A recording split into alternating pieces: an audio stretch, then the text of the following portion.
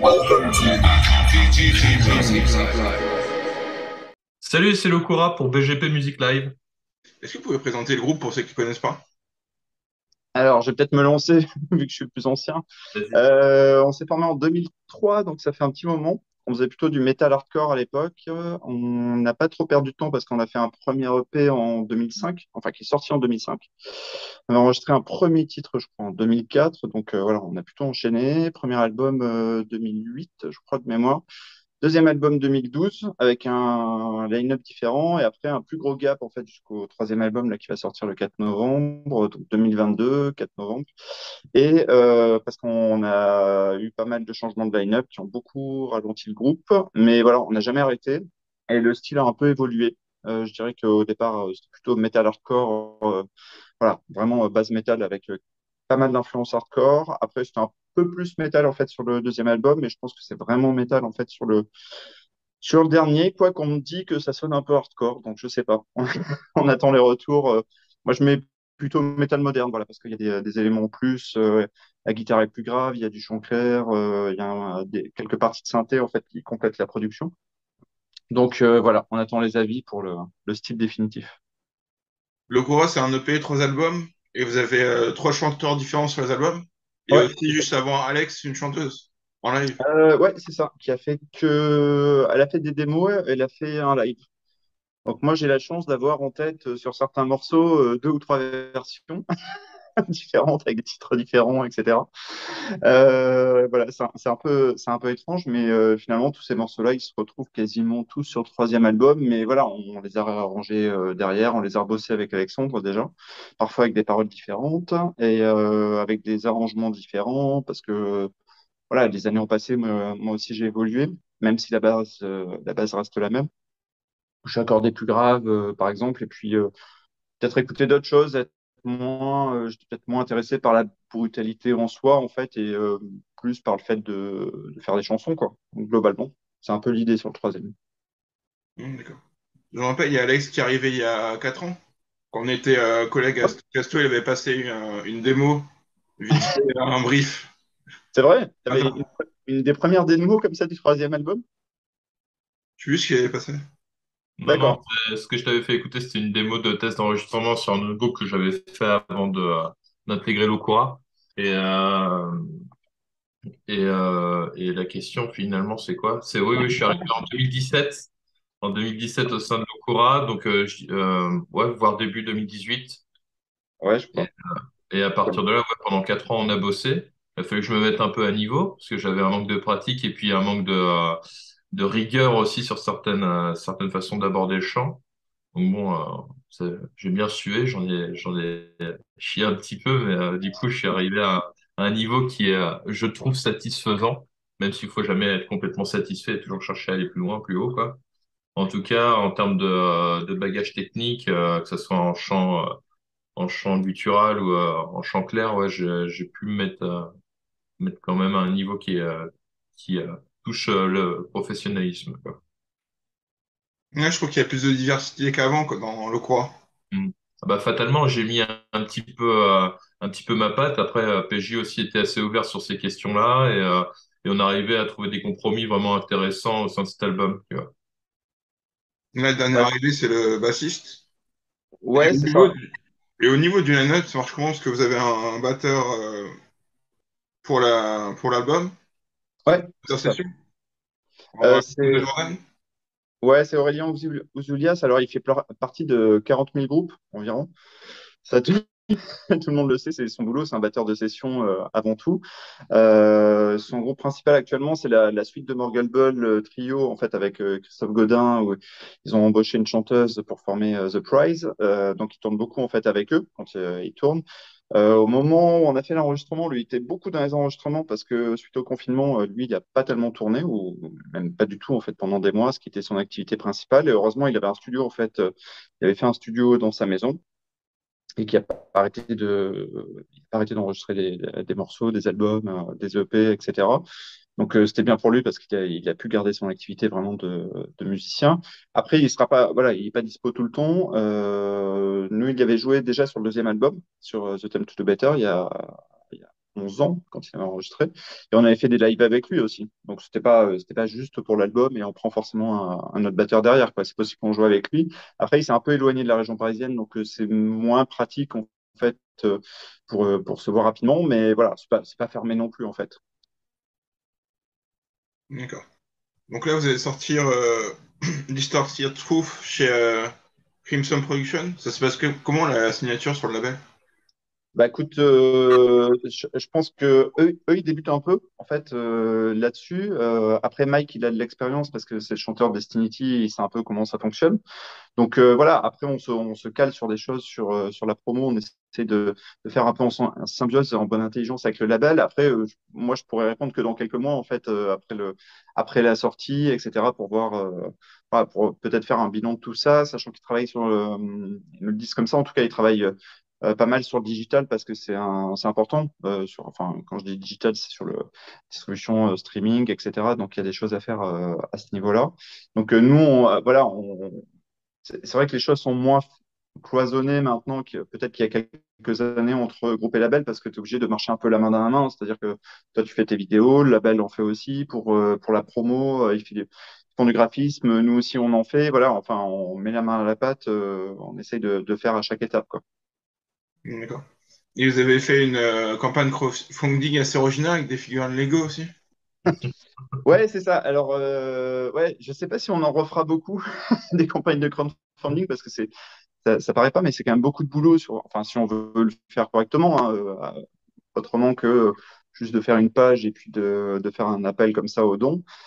C'était déjà pour rappeler en fait à tout le monde qu'on existait, qu'on faisait quelque chose de nouveau, pour commencer à diffuser notamment le premier clip et deuxième clip. Après, c'est peut-être pas le résultat qu'on attendait complètement, mais après, quand tu mets un chiffre, c'est toujours compliqué en fait de savoir si tu vas l'atteindre, pas l'atteindre. Si tu mets pas assez, t'es pas pris au sérieux non plus. Donc voilà, on a mis un chiffre comme ça qu'on pouvait atteindre, mais on rentre quand même dans nos frais, il n'y a pas de souci par rapport à ça. Et puis ce qui est sympa, c'est qu'on a rappelé à nos entourages respectifs aussi qu'on faisait de la musique, qu'on faisait un nouvel album.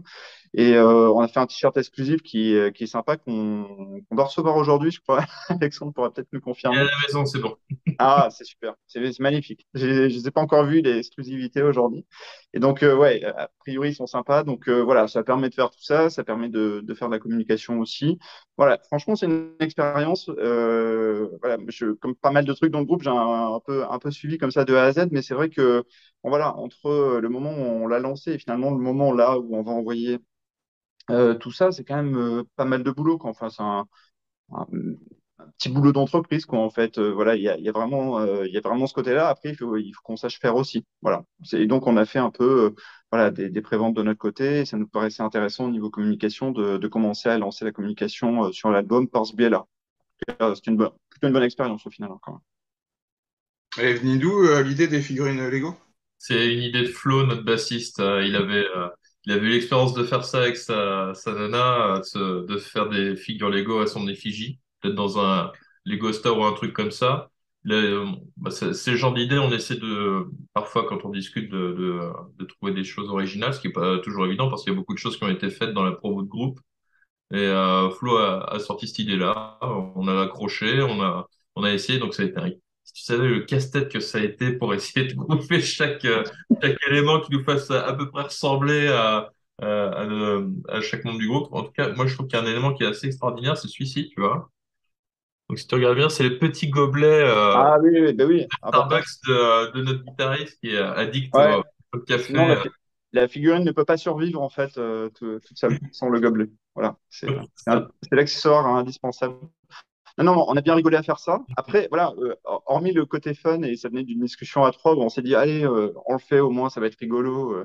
Voilà. Après, il fallait trouver effectivement ce qui nous ressemblait. Après, il fallait trouver les pièces, parce que finalement, même des mois après, en fait, les fournisseurs, ils changent aussi de stock, etc. Franchement, c'est une petite galère pour faire tout ça. Ça nous a coûté plus cher que prévu, mais c'est pas grave. En fait, tout le monde aura sa figurine, tout est carré de ce côté-là. Donc voilà.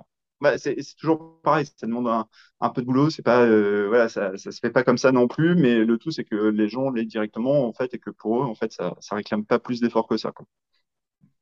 Et celle d'Alex est particulièrement bien réussie avec le mouvement des cheveux. Ouais, tu l'as reconnu. Moi, je pense que j'ai trouvé voilà, la chevelure et là, je me suis dit, ouais, il y a quelque chose. Il y a vraiment quelque chose. Il y a un truc dans le mouvement du cheveu, dans le brushing, ouais. Ouais, ouais, non, mais on peut pas dire que ça nous ressemble pas, hein. Franchement, Ouais, de ce ouais. côté-là, il y a plein de possibilités sur ces figurines-là, Lego, et donc ce sont des vrais Lego aussi, pour répondre à la question de certaines personnes, ce sont des vrais Lego. Et il y a tellement de possibilités qu'on finit par trouver en fait des choses compatibles.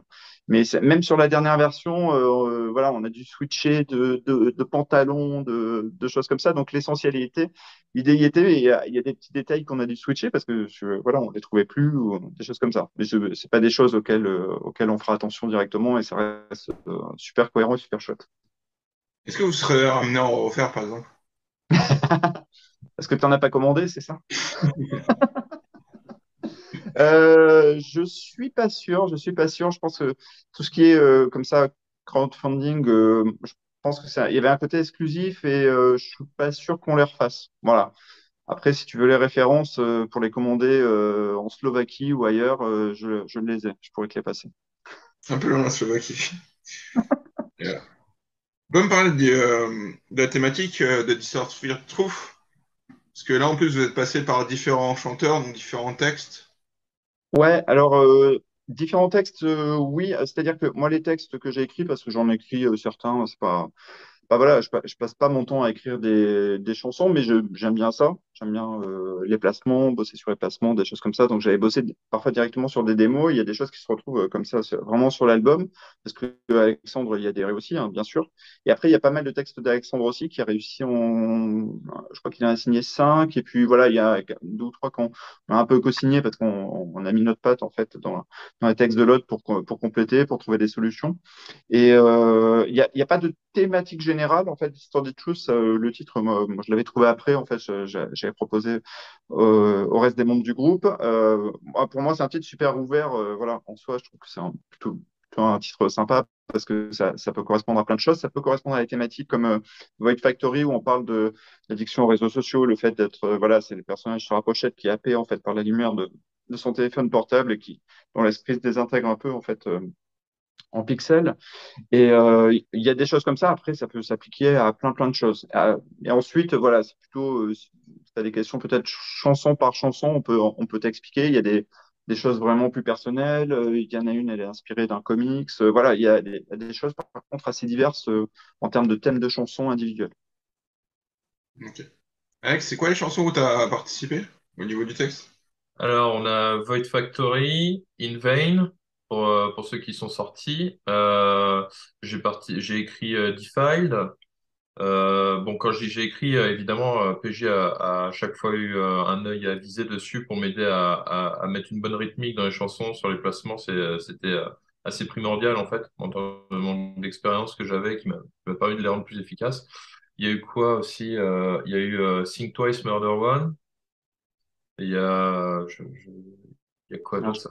je crois qu'il y a Face versus Reason où tu as écrit un pont, il me semble. Oui, oui, c'est ça. Après, bon, j'ai écrit des petits morceaux, mais c'est pas significatif au vu de la longueur des morceaux. Comme je suis arrivé, si tu veux, à une étape où les morceaux étaient déjà écrits, j'ai pu simplement reprendre des paroles qui étaient cohérentes et bien écrites par PJ. Et parfois, oui, on a fait quelques petites corrections comme ça. Mais en gros, oui, c'est ces 5 morceaux-là que on va dire que j'ai écrit quasiment à 100%.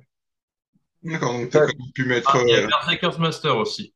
Oui, ouais, ouais, c'est ça. Tu as vraiment 5 en fait entières, plus une participation sur une, quoi. Mhm. C'est bien ce qui me semblait qu'il y en avait 5 entières. D'accord, donc tu as quand même mis de toi dans l'album. Oui, clairement, oui, je me suis complètement investi, tu vois. Et là-dessus, PJ a été, entre guillemets, bon joueur, tu vois, puisque moi, j'arrive sur une entité, un groupe qui a une existence forte depuis longtemps. PJ a tout composé dans cet album, même s'il a laissé évidemment un peu d'ouverture pour le batteur. Mais derrière, oui, il a bien joué le jeu là-dessus. Il m'a permis de mettre un petit peu de moi-même dans ces morceaux-là. Parce que, évidemment, quand tu vas chanter un morceau, si t'es pas aussi impliqué sur la signification de celui-ci, tu vas, selon moi, pas réussir à y mettre la même intensité et la même, comment dire, si t'y crois pas, tu peux pas le faire à fond, quoi. Et c'est ce que j'ai pu faire, ce que j'ai pu faire à travers cette écriture-là. Voilà. pense qu'on peut peut-être préciser d'ailleurs, les deux premiers singles, en fait, c'est Alexandre qui a écrit les paroles pour la quasi-totalité. Et c'est des singles où il y a du chant clair, donc c'est vraiment la dernière évolution du groupe, c'est les dernières compos que moi j'avais rangées au départ sur un dossier, sous un dossier quatrième album. Et au bout d'un moment, je dis à Alexandre, je dis, mais je pense il vaudrait mieux en fait les finaliser, les présenter dès maintenant, parce qu'entre le moment où tu composes quelque chose et le moment où ça sort, en fait, il peut se passer des années. comme, comme certains morceaux en fait de l'album. Voilà, le plus vieux, je crois que c'est de 2011.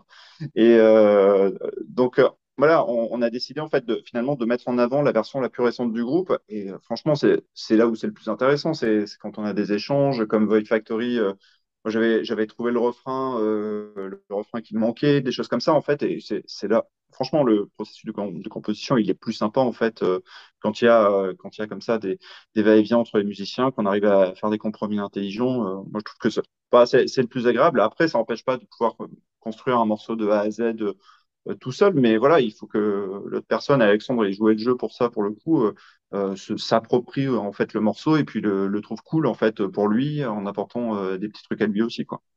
Ouais, c'est clair. En plus, quand tu penses à In Vain, par exemple, c'est un morceau que PJ jouait pour faire des démos pour ses profils, parce qu'il fait des profils camper. J'ai accroché à mort sur ce riff-là. Je suis allé le voir. Je lui ai dit, si tu composes des riffs comme ça, S'il vous moi, plaît. ça m'inspire tout de suite. Ça me donne envie d'être bangué et puis d'envoyer. Il dit, bah écoute, pourquoi pas, on va essayer. C'est un truc basique metalcore. Du coup, on a commencé à travailler là-dessus. Et ce qui est bien, ouais, c'est qu'on a vraiment pu avoir un échange. Je lui ai donné mon avis un peu sur la composition, ce qui me parlait, ce que j'attendais peut-être comme style de riff, etc. Et c'est vrai qu'on a pu construire les choses comme ça. Là où ça a été plus difficile, entre guillemets, bien pas difficile de prendre une décision, mais c'est de se rendre compte, tu vois, parce que PJ parlait tout à l'heure de faire plutôt des formats chansons, en fait. Ce qu'on a essayé de faire quelque chose qui est efficace, qui s'écoute bien, qui traîne pas trop en longueur, tu vois, parce que je trouve que c'est un peu le pendant de pas mal de groupes de métal, pour en avoir fait aussi, tu vois, pas forcément partir dans le prog, mais tu as beaucoup de groupes de death où tu as des riffs à rallonge, où tu as des trucs, si t'es pas, même si tu es fan d'un groupe, parfois tu te fais chier au milieu de l'album, tu vois, au milieu d'une chanson, c'est dommage. Et là, parfois, on a supprimé carrément un couplet en se disant, en fait, ça retire rien au morceau si on le retire le couplet, tu vois. Donc, c'est des petits sacrifices qui font mal au cœur, pour pas dire mal au cul, et qui donnent un résultat, en fait, qui est super efficace, quoi. Voilà. Là, t'as quand même fait un peu pu mettre ton regard sur le monde, sur l'album, en tant Ouais. que vegan ou en tant que militant PETA. Là-dessus, à moitié, je dirais, mais pas vis-à-vis de l'idéologie végane ou même de ce que je milite en tant que végane et en tant qu'antispéciste, puisqu'en fait, c'est pas quelque chose qui est censé être marqué auprès de l'Okura. Par contre, j'y ai mis, quand tu lis bien les paroles d'Invain et de Void Factory, j'ai quand même posé mon regard sur les problèmes qu'on a au sein de notre société.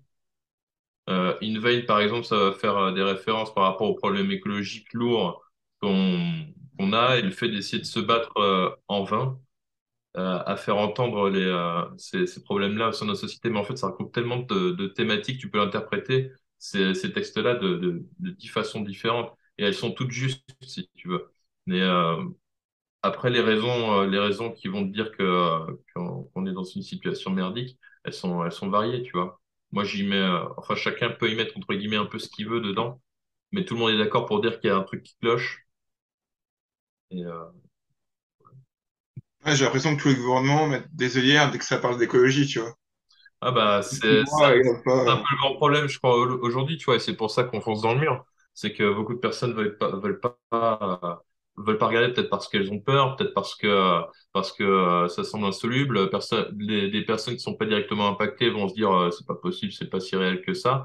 Et bon, bah maintenant qu'on commence à avoir de réels soucis d'eau, on arrive fin octobre, il fait encore 20 degrés.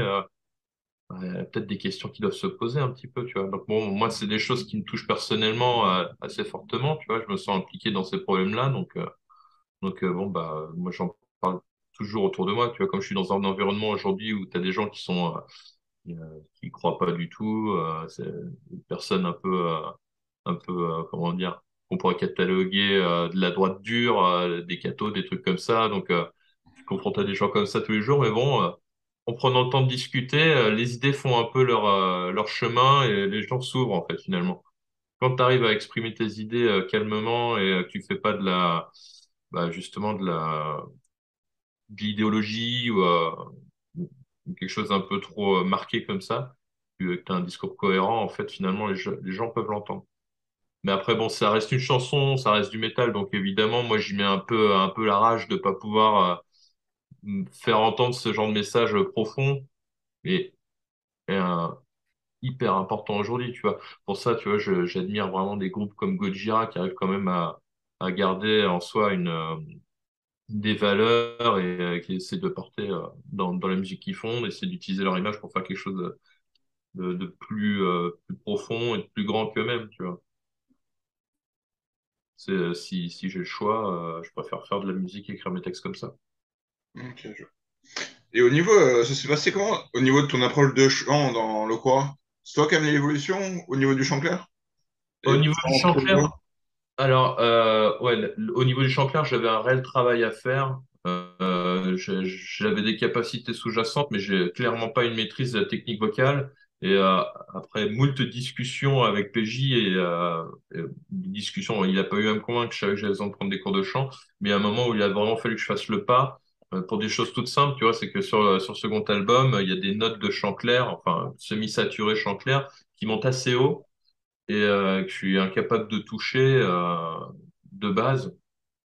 Et donc, ouais, d'aller voir un prof de technique vocale, ça m'a vraiment permis de débloquer des choses, je pensais inaccessibles, tu vois. Il y avait des notes, je pensais que je pouvais atteindre ce palier-là en forçant à mort. En fait, j'ai appris qu'il fallait pas forcer. Et quand tu forces pas et que tu as la bonne technique, tu peux aller jusque-là, en fait. Non, enfin, voilà. Et puis après, pour ce qui est du chant guttural, je suis resté sur la technique que j'ai de base, mais j'ai énormément travailler la prononciation. Et ça, curieusement, c'est pas tant au niveau de ma technique de chant en elle-même, c'est au niveau d'apprendre à parler correctement l'américain. Donc, pendant l'enregistrement de l'album, en fait, ce que PJ a fait, c'est il est passé par une amie et il lui a fait lire les paroles de l'album. Donc, il faut que tu comprennes que mot à mot, j'ai dû apprendre à prononcer convenablement pour que ça sonne crédible, tu vois, que ça fasse pas trop le Frenchie qui parle américain. Et du coup, finalement, mine de rien, en termes de sonorité, en termes de musicalité du chant, même en guttural, ça rajoute vraiment quelque chose de très pertinent, quoi. Ouais, je trouve qu'il y a beaucoup plus de variété qu'avant au niveau du chant. Mm, mm. Bah, ce qui est intéressant, en fait, bon, bah, évidemment, j'ai une technique qui est en inhale, ce qui est peu commun, surtout, mais c'est peu commun surtout généralement, en e-nail, tu vas avoir des mecs qui font du grindcore ou quoi, qui font un son continu, un porky sound, tu vois. Mais c'est vrai que là, en plus, je me suis amusé, et ça, on peut l'entendre dans certains chœurs que j'ai enregistrés c'est sur lequel? C'est sur, euh, merde, c'est pas sur celui qui parle du gars dans sa prison, là. Ah, With the Eyes of Voilà, Reality. dans With the Eyes of Pardon, je savais Reality. pas que tu avais besoin de mon aide. Sur With the Eyes of Reality, à la fin du morceau, t'as des chœurs comme ça qui travaillent ensemble. Et c'est pareil sur un autre morceau que j'aime beaucoup d'ailleurs, euh, attends, tu vois, je cherche mes titres, c'est moche. Euh, Intolerant, voilà, sur Intolerant aussi, sur Ah certaines ouais. parties, tu as cette espèce de chant en fait, qui est un entre-deux, c'est entre du guttural, du chanté, ça donne une sonorité très bizarre, mais l'ingé son qui a enregistré le chant a kiffé. J'ai fait un test comme ça et il a dit putain, on dirait du Gojira et tout. Alors bon, moi, il me dit ça, je suis encore plus excité. Donc je dis ouais, on va le faire dans ce cas, vas-y. Donc ouais, j'ai même pu explorer un petit peu et voir jusqu'où je pouvais pousser ma voix, techniquement parlant. Et ouais, j'ai vraiment senti un gap monstrueux en fait entre le moment où j'ai rencontré PJ où il a dit ouais ton chant ça peut le faire pour le Kura euh, et le moment où on enregistrait l'album. Et puis même l'enregistrement d'un album, c'est tellement intense, si tu veux, que ça revient à t'exercer 10 fois plus que qu'en faisant Mm. des répètes, en travaillant à la maison, etc., quoi. C'est hyper exigeant, quoi. Mais pour le mieux. Voilà. Et c'est passé comment au niveau de la composition? Parce que l'album est beaucoup moins droit dans la face que les deux premiers, où c'était quasiment Ah, toujours le même rythme. tu trouves? Ouais.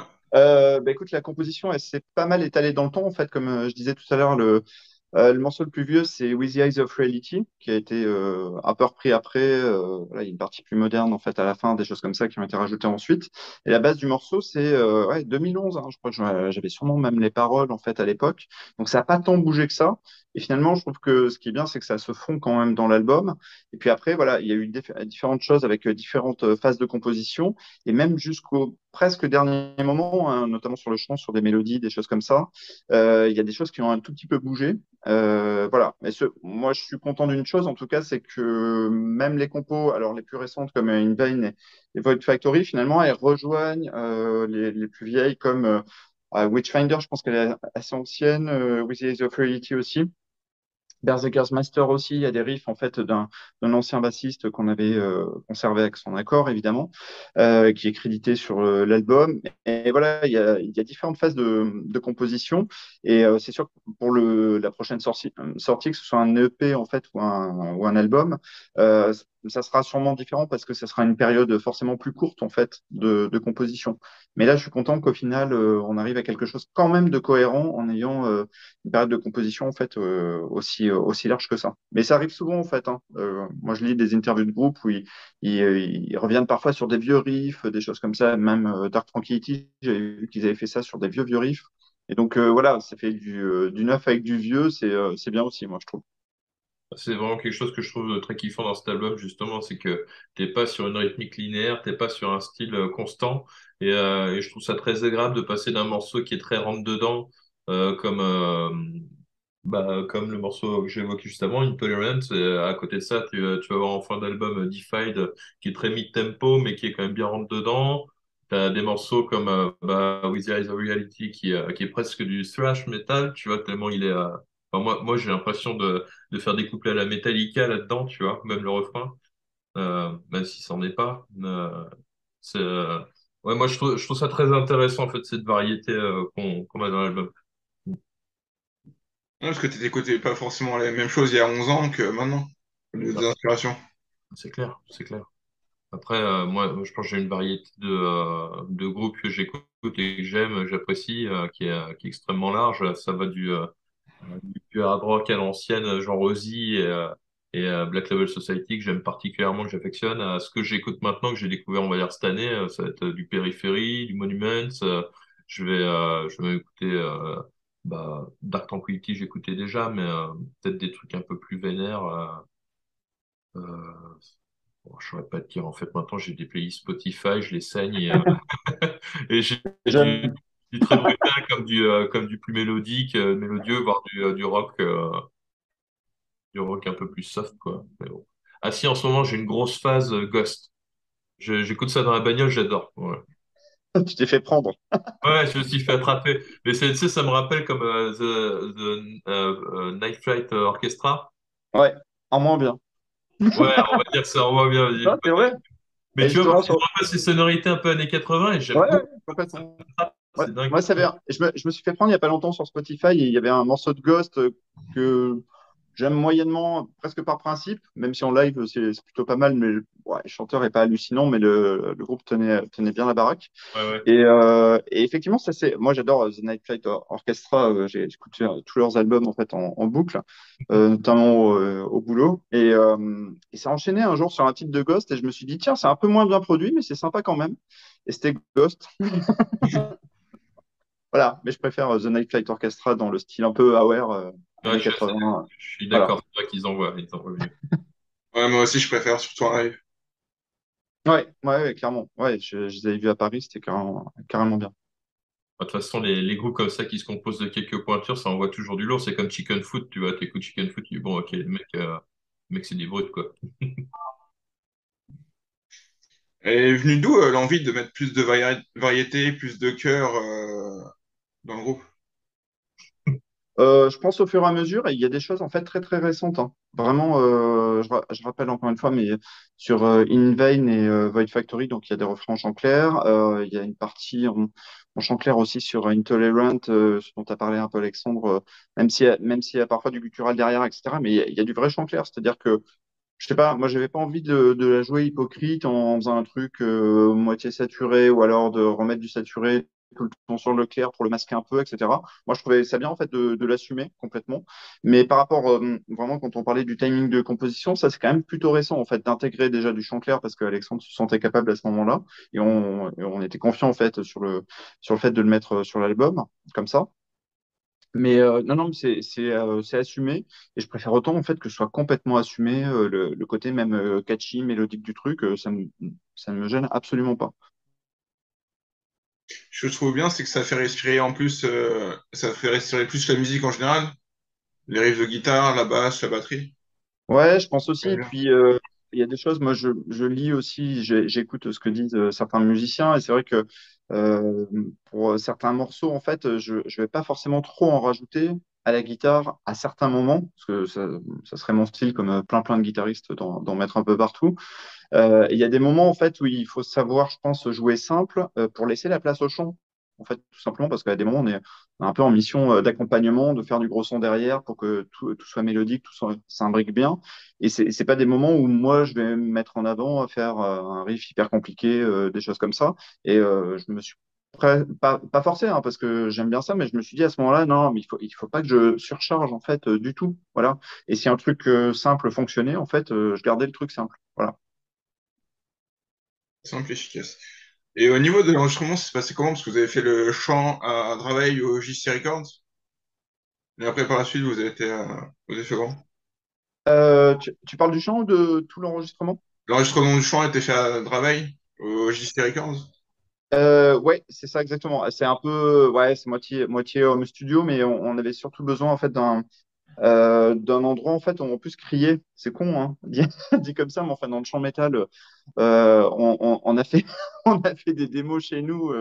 Alexandre, il y a des voisins compréhensifs et moi j'avais des voisins parfois, d'anciens voisins à l'étage supérieur qui nous emmerdaient régulièrement de toute façon, donc ça me posait aucun problème de faire ça le dimanche matin et tout, et ça devait les rendre fous et ça me faisait beaucoup rigoler. Et voilà, donc on a enregistré beaucoup de maquettes en fait comme ça.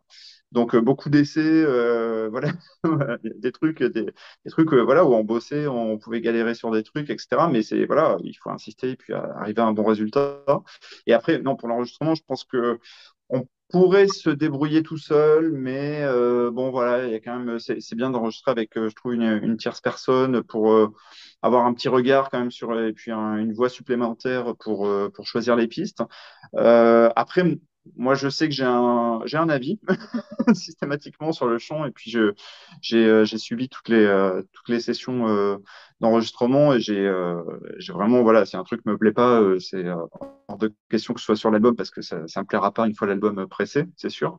Mais voilà, le truc avec Alexandre, c'est qu'on s'entend bien. En fait, dès le début, il se vexe pas. Il veut que progresser, en fait. Donc, on le fait, en fait, dans le sens du groupe et ça marche très bien pour ça, en fait. Hein. Parce que si tu commences à te vexer à la moindre remarque, bah, c'est sûr que c'est un peu plus compliqué d'avancer, quoi, après. Bah, c'est sûr que c'est toujours un aspect qui peut être un peu délicat parce que tu te dis qu'un Mm. chanteur, de base, c'est un frontman, donc il a un minimum d'ego. Et bon, j'en ai un petit peu, mais c'est vrai qu'en phase de travail, quand tu as quelqu'un comme PJ qui est intransigeant sur la qualité, sur le rendu, ça peut être difficile. Mais derrière, quand tu sais que c'est pour le mieux, et c'est le cas, tu vois, j'ai pas de regret avec l'album. Je sais que si tu laisses une petite merde, un petit défaut de prononciation, un truc qui tombe à côté, après, enfin, entends que ça dans ton morceau, tu vois. Tu l'attends Ouais. quand il va arriver, etc. C'est une horreur. Donc bon, c'est vrai que bon, bah, tu as des phases de travail un peu compliquées parfois, mais bon, c'est vrai que j'ai toujours pris le parti de me dire, tu as tellement de gens qui sont tellement talentueux, tellement au-dessus de nous, tu vois, en termes de capacité technique, vocale ou autre, ça sert à rien de se prendre trop au sérieux et de se vexer pour la moindre petite chose. Je pars toujours en me disant, quoi qu'on fasse, je vais être gagnant parce que bon bah si j'accepte pas une critique, c'est que je suis incapable de progresser là-dessus quoi. Moi je pense que bah derrière comme je t'ai dit, hein, PJ beaucoup apporté en termes de rigueur de travail, en termes de placement, etc., en termes de prononciation. Et tout ça, ça a été une valeur ajoutée à la technique vocale que j'ai pu exercer pendant quelques mois. Ouais. Ouais, je pense que même quand tu parles de grands groupes, où je pense que d'un point de vue extérieur, en fait, ça paraît facile. On se dit, ouais, les mecs, ils ont du talent, etc. Alors souvent, ils ont du talent, en fait, au départ, mais ils sont aussi, la plupart du temps, ils sont de gros bosseurs aussi, hein. Et ça, en fait, on le voit pas, en fait, tout ce travail-là. On le voit par moment, en fait, quand les mecs font des vidéos sur le making-of de l'album, etc. Moi, quand je voyais, bah, plein de groupes, hein, comment il s'appelle, Limb of God, il y a des années comme ça, ils montraient comment ils composaient, etc. Franchement, c'était ouais, c'était compliqué. Ça s'était allé sur beaucoup de temps, c'était beaucoup de boulot. Franchement, ça se faisait pas. Et voilà. Et le tout, c'est d'entendre l'album et de penser en fait que les mecs, ils se sont levés le matin, ils avaient tous les riffs et la structure et les paroles en tête, et puis ça s'est fait en 1 heure. Et en fait, ça peut être ça, mais c'est c'est quand même assez rarement ça. Il y a beaucoup, en général, beaucoup de boulot, de remise en question derrière. C'est comme Pantera. Moi, j'avais lu des trucs en fait avec le producteur. Il y avait, je sais pas, c'est Far Beyond Driven ou un album comme ça, en fait, où il y avait beaucoup de va-et-vient. En fait, les mecs, pendant 6 mois, ils ont fait des va-et-vient, en fait, en studio. Et c'est pour ça que les morceaux, en fait, ils sont à la fois violents, mais ils sont à la fois quelque part un peu calibrés aussi, que ça reste des chansons et ça reste des trucs catchy. Et c'est pour ça qu'il y a des millions de gens, en fait, qui ont accroché à ça. Et plus à des groupes, plus que finalement à des groupes dont ils sont parfois inspirés, comme Exorder, des choses comme ça, en fait, qui peuvent sonner comme Pantera. Il y a plein de gens qui disent, ah, Pantera, ils ont copié sur eux, etc. Et bah, quand tu écoutes Exhorter, moi je trouve ça super, hein, comme groupe. Mais après, il n'y a pas forcément tous les trucs catchy en fait de Pantera. Et Pantera a su en fait, euh, eux, de leur côté, en fait, amener ça, je dirais, pas faire de mauvais jeu de mots, un niveau supérieur, un nouveau niveau, comme un de leurs morceaux. Voilà. Et il y a tout ce boulot-là. Et ce boulot-là, en fait, on le voit pas parce qu'on a l'impression que les mecs, encore une fois, ils se sont levés le matin et ils ont composé ça et le soir, c'était enregistré, quoi. Il y a aussi une upgrade au niveau du son, je trouve, et tu as aussi ton propre profil camper, le PJ 666. Alors, je fais globalement mes propres profils. Moi, je les avais fait en fait vraiment pour moi au départ, hein. C'était vraiment, ça fait partie des choses en fait que j'ai fait justement pendant un peu les périodes où le groupe était vraiment moins actif. Moi, je restais pas inactif en fait pendant ce temps-là. Donc, j'ai fait voilà des profils Kemper, c'est en gros capturer un son de guitare entier, voilà, et dans un studio capturer tout le son et puis l'avoir dans une machine au lieu de d'avoir une tête d'ampli qui pèse 20 kilos et le baffle qui va avec, c'est un truc qui pèse 5-6 kilos en fait. Et, tu peux sortir directement ce son, tu sors un son studio. Et en fait, je me suis un peu enflammé sur le sur les profils, j'en ai fait pas mal et je me suis dit assez rapidement en fait que j'allais en faire commerce parce qu'il n'y avait pas beaucoup en fait en France déjà de personnes qui faisaient ça et que c'était intéressant parce que c'était un créneau vraiment comme ça un peu à part sur le métal et puis sur le notamment le death suédois sur le son un peu hyper distordu à la HM2 ouais, comme Entombed, Dismembers, Bloodbath, ce genre de choses. J'avais été chez Frédéric Gervais au Enosis Studio en région parisienne, donc lui qui a fait, qui était bassiste, chanteur dans Oracle, qui a produit plein de groupes en fait, notamment un peu dans le black metal, hein, je dirais. Il a produit Misanthrope aussi en fait, plein, voilà, des trucs bien spécifiques. Lui il est pas très branché numérique pour le coup, et j'ai fait ça chez lui et voilà, on arrivait à des résultats extrêmement proches en fait de l'original. Donc j'ai fait plusieurs sessions finalement et donc j'ai sorti un pack voilà vraiment PV 5150, voilà le gros son métal un peu à la machinette, etc., sous plein de coutures. Un pack justement death suédois, notre pack basse aussi, j'ai fait plein de sons basses. On m'a prêté du matos, etc. Franchement, je m'amuse bien à faire ça. Après, là, j'y passe moins de temps parce que je suis concentré sur le Cora, que j'ai pas le temps de tout faire. Mais j'en ai fait beaucoup et je les commercialise en fait en digital. Donc c'est pas, voilà, maintenant c'est plus un effort particulier. Et donc j'ai continué à faire des démos aussi. Et sur l'album, alors il y en a pas mal de mes sons. Il y en a qui sont voilà directement même des sons des packs parce que moi, je les ai faits, j'en suis super content. Il y en a d'autres que j'ai un peu plus personnalisés pour l'Okura.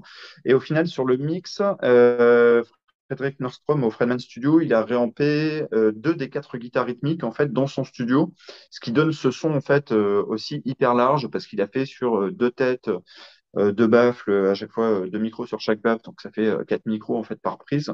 Et j'étais super content parce que c'est le même ampli que j'utilise de toute façon chez moi, c'est le même type de son, sauf qu'il lui amène aussi sa patte professionnel. Et moi, j'ai zéro remarque à faire parce que le mec, de toute façon, il sait ce qu'il fait, quoi. Il n'y a aucun souci. Donc, j'étais hyper content qu'il fasse ça finalement en plus parce qu'il manquait un petit truc au niveau des guitares. Et je pense qu'il avait besoin, en fait, de faire dans son studio, d'appliquer ses recettes pour avoir exactement ce qu'il voulait en termes de mix, en termes de rendu à la fin. Et je suis ultra content qu'il ait fait ça en plus. Ouais, le son de guitare est bien fait. Et c'est quoi vos Ouais. attentes au niveau du mix et master?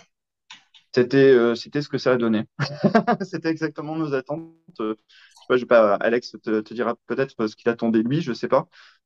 Moi, je suis tellement de fan en fait de ce studio-là et du travail de Nordstrom que j'avais vraiment aucun doute en fait. À partir du moment, c'était à nous en fait de bien faire le boulot. Et après, j'avais aucun doute sur le rendu final où là, voilà, il a mis sa patte en fait sur la batterie, sur la basse. On avait quand même donné notre son. A priori, ça convenait. Il a juste un peu travaillé dessus. Les guitares, c'est ce que je t'ai dit. Voilà, sur le chant, on a fait beaucoup de pistes en fait. Donc, a priori, ça lui a pas posé de problème en fait. Il s'est bien débrouillé avec. Voilà, on était vraiment après sur. J'ai même pas mémoire en fait de grosses discussions avec lui parce que c'était sur 6 jours en fait le mix mastering. Donc, il fallait quand même que ça aille très vite. Et c'était comme d'habitude, hein, des petites histoires de volume ou alors des choses qu'on n'entendait pas ou des choses qu'on entendait trop. Mais et encore, j'ai même pas souvenir de choses précises. C'est-à-dire que le premier essai, c'était déjà quasiment le son que tu as entendu sur l'album définitif. D'accord. Vous me parlez de With the Eyes of Reality. C'est certainement un des morceaux les plus variés de l'album aussi. Ouais, bah écoute, ouais, c'est marrant parce que c'est, comme je te disais, ça doit être la plus vieille compo en fait de l'album. Au niveau musical, je pense que il y a du At the Gates dedans. Je peux pas le nier. C'est un groupe que j'adore. Voilà, notamment sur les couplets. Après, le refrain assez catchy, comme ça, c'est pas, je pense, d'influence particulière. Et après, la toute fin, en fait, c'est rajouté vraiment ces dernières années. C'est-à-dire la toute fin, c'est quand j'ai changé d'accordage pour la guitare aussi, où c'est vraiment un truc plus grave. Et le refrain, en fait, d'Alexandre est aussi venu à la fin. On s'est dit que voilà, il y avait quelque chose à faire à ce niveau-là. Il y a aussi des parties de synthé aussi, j'en ai parlé un tout petit peu, mais sur l'album. Et il y en a notamment à la fin de ce morceau, voilà, des petites choses qu'on a mis, je pense, on a essayé de choisir en fait les bons moments. On a fait ça avec parcimonie parce que c'est facile de se faire prendre et d'en mettre partout pour grossir un peu artificiellement le son. Et donc, il y a des petites choses comme ça, et ce qui fait qu'au final, en fait, ce morceau ancien, il paraît pas si ancien que ça, il paraît, j'espère, aussi moderne en fait que les autres.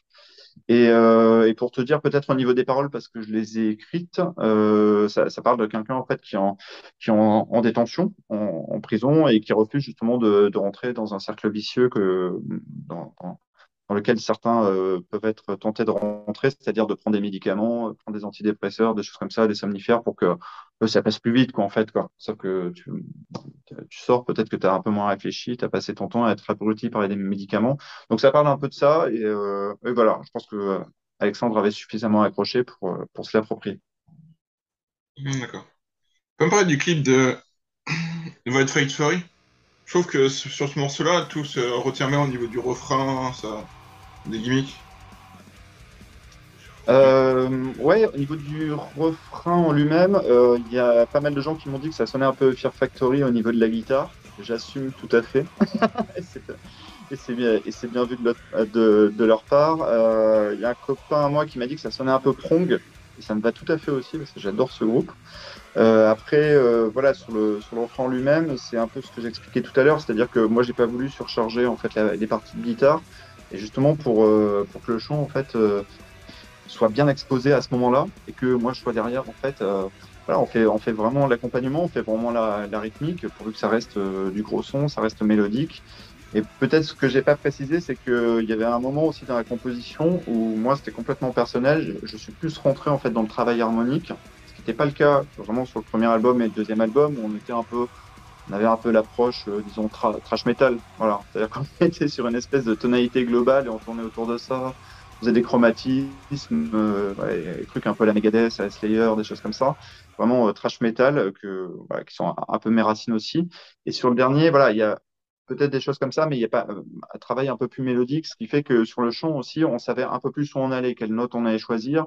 Et si on prenait des notes en dehors des gammes, voilà, c'était vraiment que ça avait un vrai intérêt, ça apportait une plus-value. Mais il y a vraiment une réflexion en fait par rapport à ça. Il y a côté naturel et côté réfléchi. Donc Alex doit avoir un point de vue aussi sur ce refrain, mais voilà. ce que je peux en dire. Écoute, moi, sur la question du chant, en tout cas, je pousse pas la réflexion jusque-là. Après, c'est vrai que enfin, je le fais plus au feeling, clairement, quand je vais composer une partie de chant. On essaie de faire des choses qui sonnent bien à l'oreille.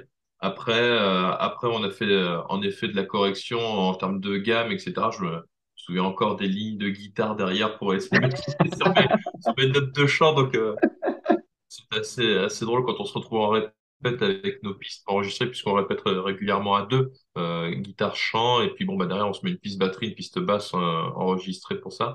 Donc parfois, on se retrouve en répète avec du bing, bing, des espèces de programme, mais qui donnait la note, tu vois, qui m'aidait à me placer et puis à enregistrer un petit peu ces aspects-là.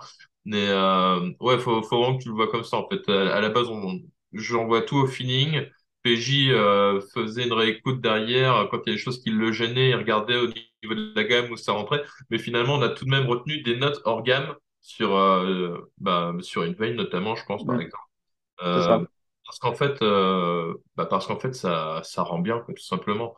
Parfois, on peut pas tout expliquer de manière technique, même si à 95-98% on l'explique d'un point de vue technique, tu auras toujours des notes qui rentrent en vibration qui font que ça rend bien, que c'est agréable à l'écoute et voilà.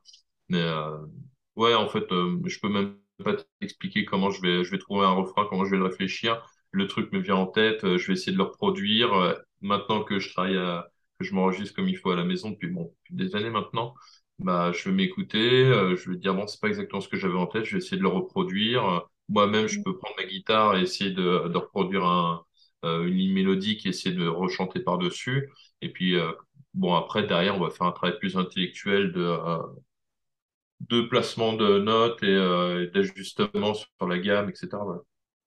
C'est-à-dire, pour te répondre sur la composition en elle-même, je pense que c'est une réflexion un peu générale. Je pense que comme musicien, surtout quand on s'autoproduit, parce que tout le côté artistique, nous, on joue le rôle de notre propre directeur artistique, finalement. Je pense qu'il ne faut pas être trop protecteur, en fait, et trop conservateur, en fait, sur ses propres morceaux. Il ne faut pas hésiter à se bousculer soi-même en disant, mais ouais, mais ça, c'est quand même un peu moyen. Est-ce qu'on peut pas trouver mieux? Ça, est-ce que effectivement les notes qu'on a choisies, c'est les bonnes notes? Et vraiment jusqu'au dernier moment, en fait, il y a des choses que voilà, j'ai refait dans les gammes, dans les harmonisations et on a parfois en fait appliqué directement sur la session chant. Et franchement, je regrette pas en fait d'avoir bossé là-dessus parce que je pense qu'au final, c'est ce qui fait que un album à l'écoute sonne fluide ou pas. Voilà, je pense que c'est vraiment ça. Et je trouve que la victoire, après, on verra les retours qu'on aura, mais j'espère que ce sera des retours dans ce sens-là en disant, bah voilà, oui, vos refrains en chant clair, c'est fluide, alors que voilà, il y a du boulot derrière, il y a beaucoup de doublage, il peut y avoir en fait des harmonisations qui ne s'entendent pas et qui viennent en fait gonfler le son. Mais voilà, si tu veux faire des harmonisations qui gonflent le son, il faut pas faire n'importe quoi non plus. Donc voilà, on a eu des petits débats comme ça. Ah, pas forcément avec Alexandre, parce qu'il a plutôt tendance à me suivre, à me faire confiance là-dessus. Mais voilà, j'étais sûr d'un truc, j'essaye d'aller jusqu'au bout de l'idée. Et je pense que voilà, sur l'album, le tout, c'est d'arriver à quelque chose de travaillé qui ne sente pas, en fait, on ne sent pas ce travail, en fait, au niveau de l'auditeur, que pour l'auditeur, ce soit juste quelque chose d'agréable. Voilà, c'est l'idée. Je trouve que la setlist de l'album s'enchaîne bien. On peut facilement écouter plusieurs fois l'album sans problème. Eh ben, Par écoute, rapport au précédent. je te remercie. Alors, je me rappelle, moi j'avais fait des petits essais comme ça de track listing, alors, sachant que quand Frédéric Nordstrom nous avait envoyé tout ça, on n'avait pas le track listing encore en tête.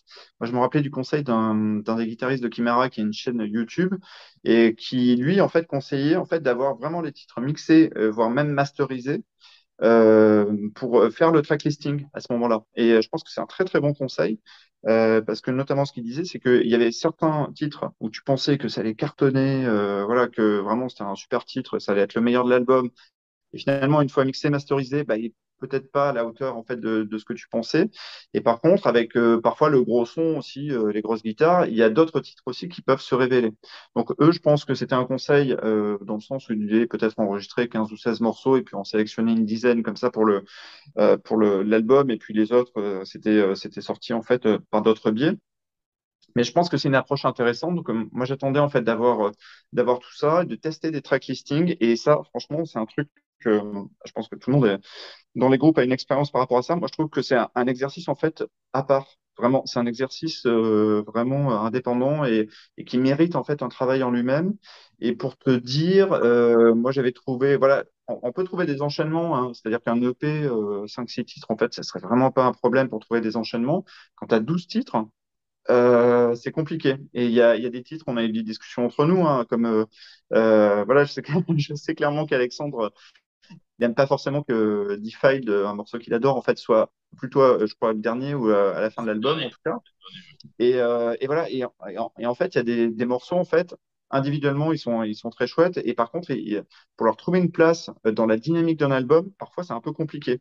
Donc, moi, ce que j'ai essayé de faire, et je suis content de ta remarque pour ça, parce que ça a peut-être fonctionné, c'est que je trouve que les derniers titres, en fait, peuvent parfaitement s'enchaîner avec les premiers et que ça fait une espèce de boucle. Et quand j'ai eu ce sentiment-là, moi, j'écoutais ça dans les transports, je testais une setlist comme ça et je pensais que ça s'enchaînait bien. Et puis finalement, je suis resté, en fait, sur cette setlist parce que au final, j'ai pas trouvé mieux. Parce qu'on peut trouver des enchaînements de 3, 4 morceaux, en fait, qui fonctionnent, mais trouver un enchaînement, en fait, de 12 morceaux, bah, parfois, c'est compliqué.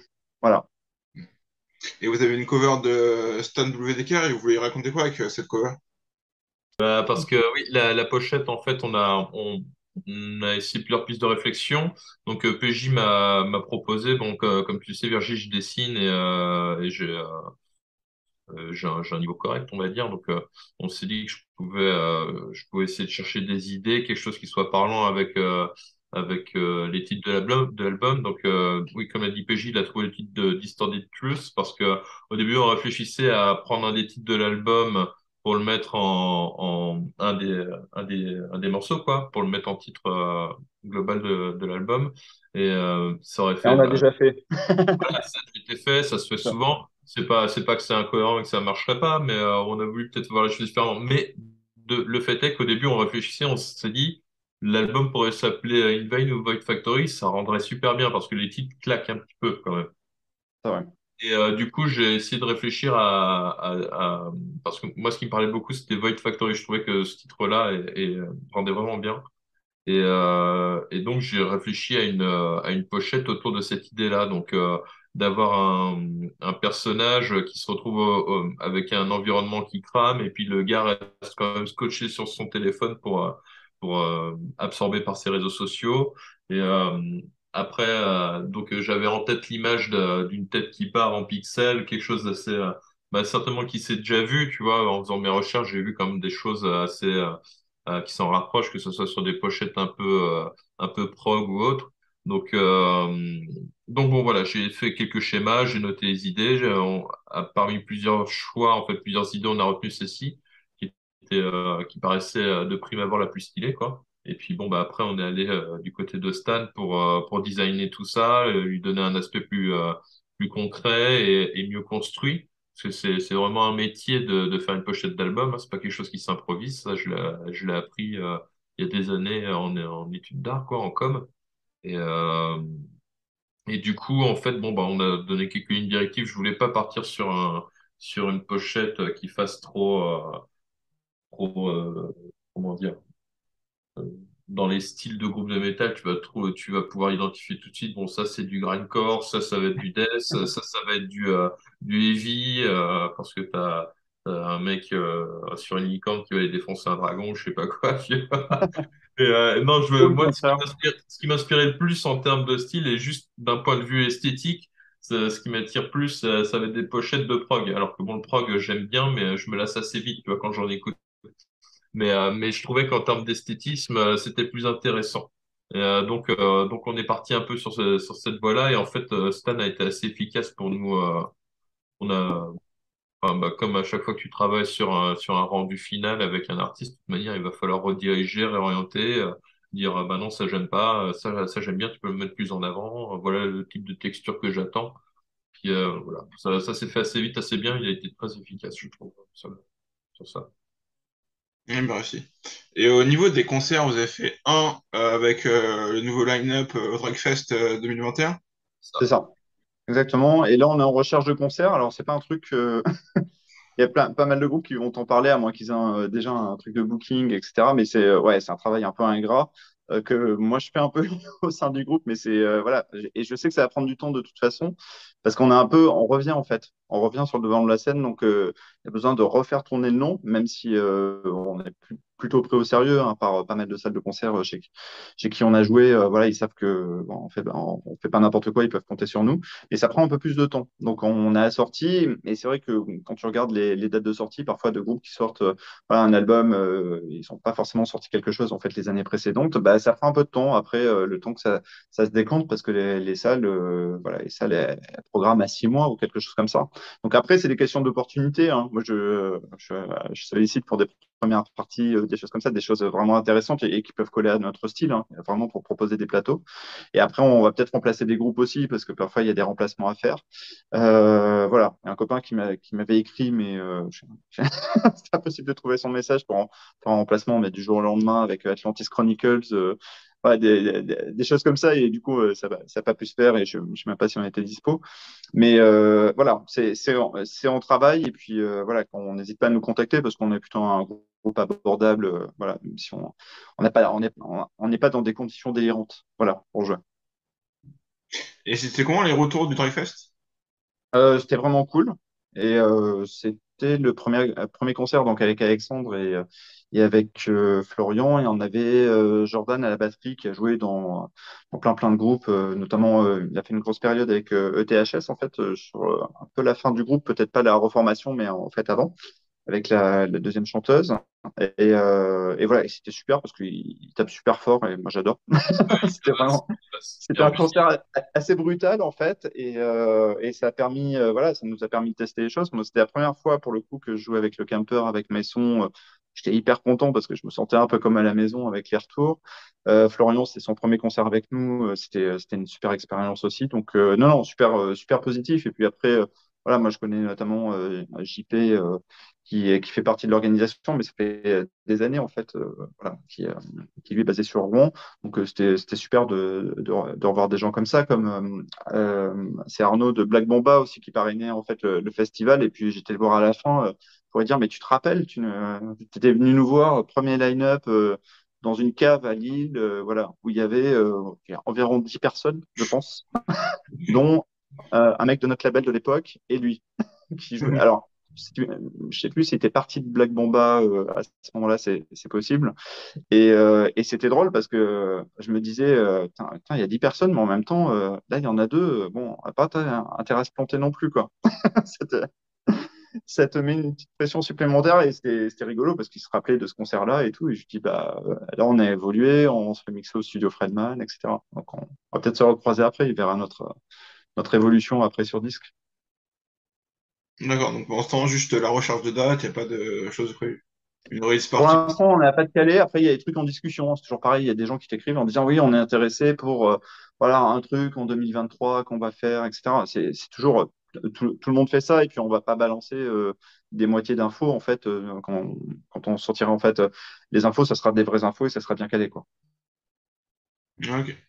Et on devrait faire, alors je sais pas, Alexandre a peut-être des news là-dessus, je vais un peu laisser le bébé pour ça. On va essayer d'organiser en fait une soirée dans un bar métal parisien le 4 novembre en fait, pour le jour de la sortie, histoire de croiser des copains et des gens qui sont intéressés pour avoir l'album tout de suite. Pas encore de news, mais je ne manquerai pas de revenir vers toi dès que. On ne manquera pas de revenir vers vous. Mais oui, mais ça va se faire, il n'y a pas de raison. Et l'album est disponible en digital sur votre Bandcamp, sur le site de Crimson Prod. Ouais, c'est ça. Sur le e-shop du label, en fait, ils ont un t-shirt vraiment exclusif avec un dérivé en fait de la pochette qui est assez cool. Moi, il me tarde de le voir et qui sera limité, je crois, à 50 exemplaires. Donc, on peut commander ça vraiment en exclusivité sur le site du label. Quand on nous commande directement des choses, ça va être sur Bandcamp et les gens auront vraiment la qualité maximale, c'est-à-dire, voilà, pas pour faire le geek, mais en format Wave, en 24 bytes, etc. On peut pas tellement, enfin voilà, c'est la très très bonne qualité en fait, et ils auront ça, c'est même meilleur en fait que la qualité CD. Donc ils peuvent le commander chez nous en fait en digital. et avoir cette qualité-là, parce que ce qu'on trouve quasiment jamais en fait comme qualité, et nous commander le digipack en fait comme sur le site du label, voilà, sauf qu'il sera dédicacé, mais ça sera la seule différence.